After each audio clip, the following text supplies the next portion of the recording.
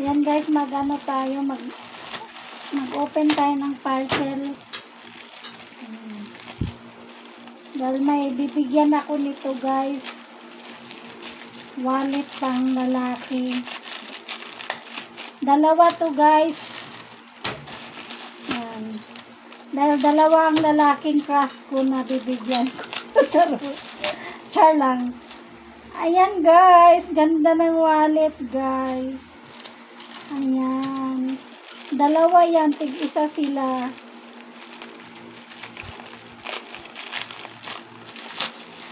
Wow, ang ganda. O, diba guys? Simple lang siya.